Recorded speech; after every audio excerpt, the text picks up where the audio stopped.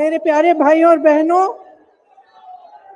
मुझे इंडिया गठबंधन की ओर से इंडिया गठबंधन की 5 सूत्री मांगें पढ़ने के लिए कहा है। इससे पहले कि मैं ये शुरू करूं, मैं एक छोटी सी बात आपके सामने रखना चाहती हूं। देखिए, ये दिल्ली वाले जानते हैं कि ये दिल्ली का सुप्रसिद्ध रामलीला मैदान है। यहाँ बचपन से मैं आ रही हूं। हर साल दशहरे के दिन यहाँ इसी मैदान में रावण के पुतले का दहन होता है।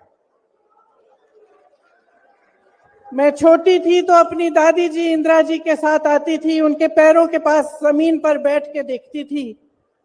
उन्होंने हमारे देश की ये प्राचीन, हजारों वर्ष प्राचीन गाथा जो रामायण है, भगवान राम जी की जीवन गाथा मुझे सुनाई।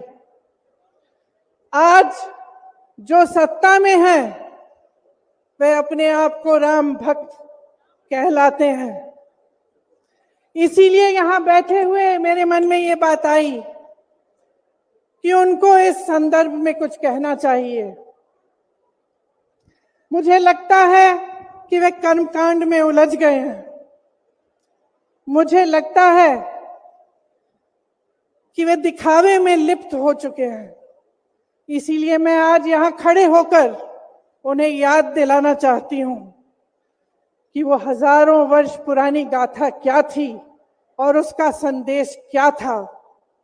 भगवान राम जब सत्य के लिए लड़े, उनके पास सत्ता नहीं थी। भगवान राम जब सत्य के लिए लड़े, उनके पास संसाधन नहीं थे।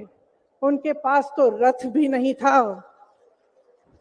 रथ रावण के पास था, संसाधन रावण के पास थे, सेना रावण के पास थी, सोना रावण के पास थी, वो तो सोने की लंका में रहता था।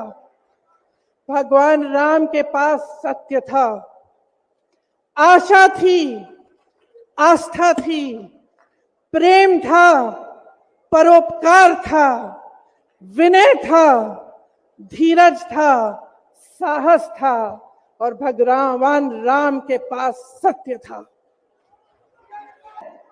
अपने प्रधानमंत्री नरेंद्र मोदी जी को याद दिलाना चाहती हूं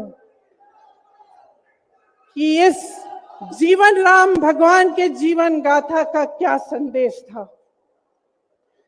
सत्ता सदैव नहीं रहती, सदैव नहीं रहती सत्ता। सत्ता आती है, जाती है, अहंकार चूर चूर होता है एक दिन। यही संदेश था भगवान राम का, उनके जीवन का।